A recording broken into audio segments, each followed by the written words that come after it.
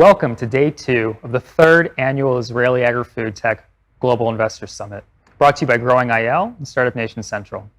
Again, I'm your host, Shmuel Rausnitz, Startup Nation Central's tech sector analyst for Agri-Food Tech. Today we shift our focus downstream.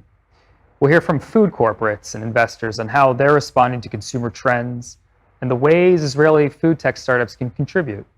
Let's get started. Listen in as Jordi Llach discusses how Nestle's $2 billion a year R&D strategy has tackled trends of healthy nutrition, alternative proteins, and less sugar content and salt content. Hi, I would like to greet our next guest, Jordi Llach, Head of Food at EMENA at Nestle. Jordi, hi, thank you for joining us. Hello, my pleasure. Well, continuing your last visit in Israel, I'd be happy if you share with us your perspective at Nestle in terms of the food innovation and food trends that you see. Yes, look, I am a Nestle animal. I've been 31 years within this great company. Amazing. And of course, food is at the heart of everything we do, and specifically in my case, all this career working in food. And of course, in all these years, we have seen many evolutions in the way people eat and people wants to get food, with some values that remain always the same, which is about great food, great testing, healthy, nutritious, and convenient.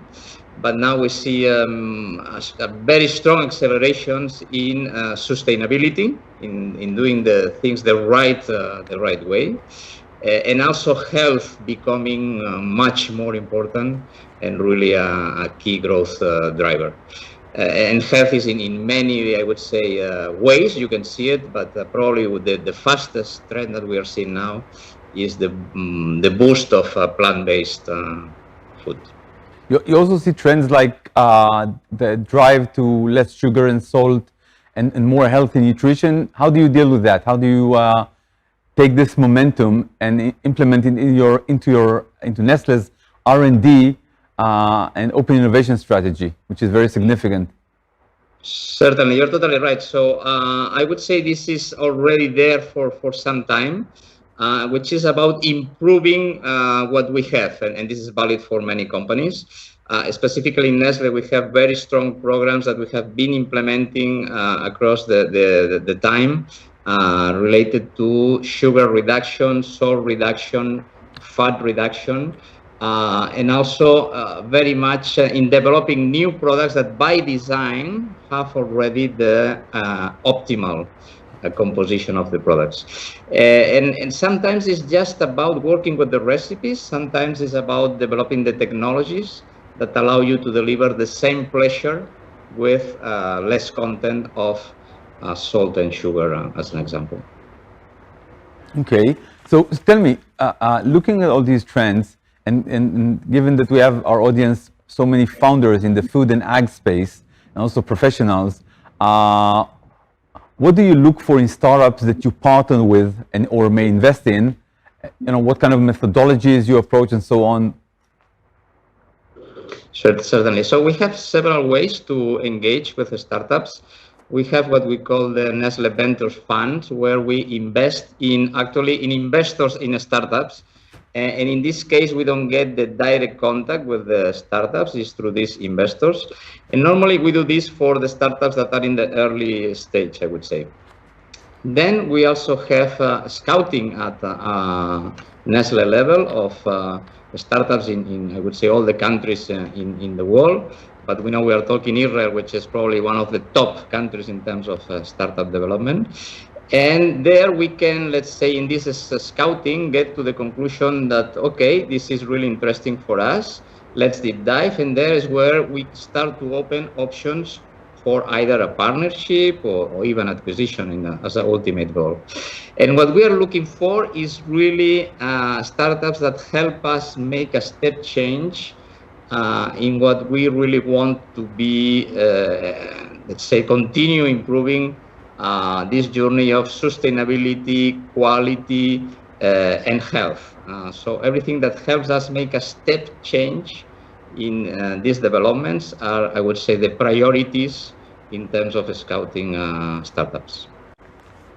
I understand. And tell me, from your experience, how can startups work best with a giant like Nestle?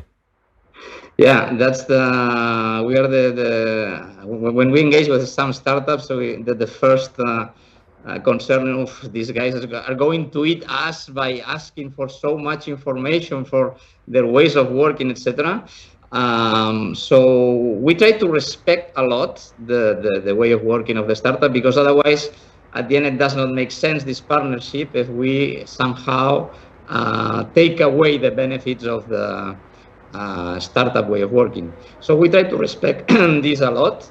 And at the end, it's all about people. So really, when you engage with a startup, you at the end, yes, it has to be something that is good for the business, but also you need to have this great relationship.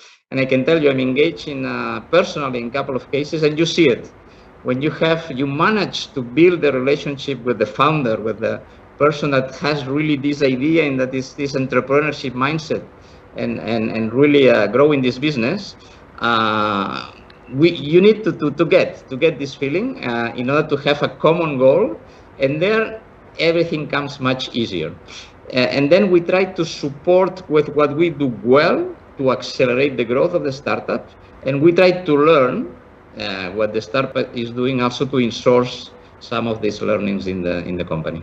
I understand. And how do you build championship in between the innovation and R&D and within the specific business units? So depending on the goal, we have, let's say, different levels.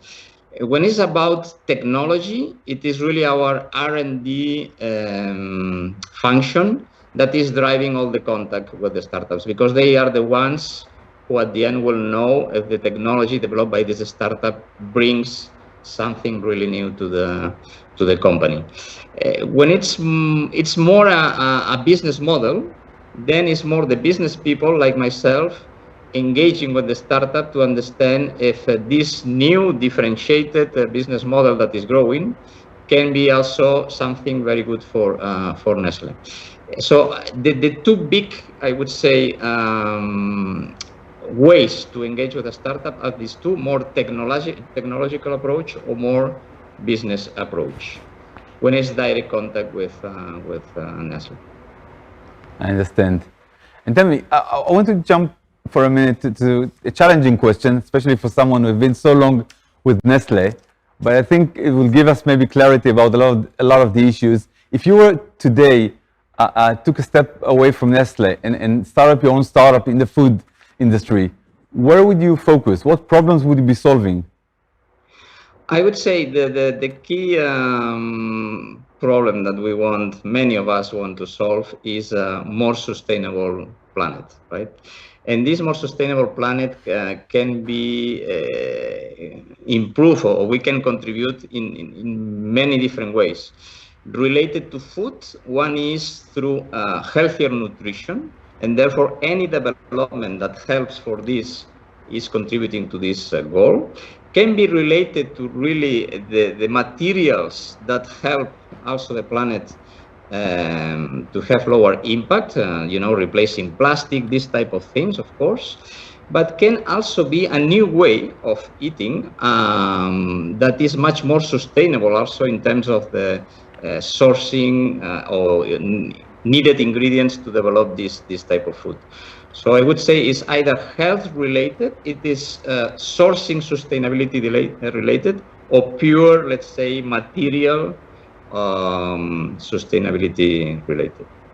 So these three areas, if I would start now as a young entrepreneur, I would focus on that because I believe there are many, many things to be done. And all the companies are hungry to incorporate this in our programs that we are, of course, accelerating. Is a top priority for our group, for Nestle. You see, we have our good food, good life, good planet. This is what we want. And any help, any contribution by anyone, I believe it's more than welcome. Super interesting. Health and sustainability. Absolutely. And tell me, a final question, if I may. When you look at, you see so many countries in a large conglomerate like Nestle.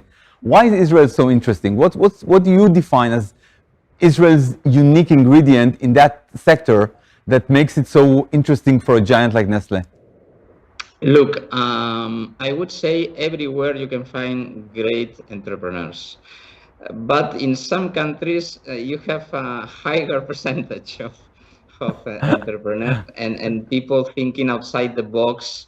And then in Israel, you have the amazing mix or cocktail, a positive cocktail, of this mindset together with technology.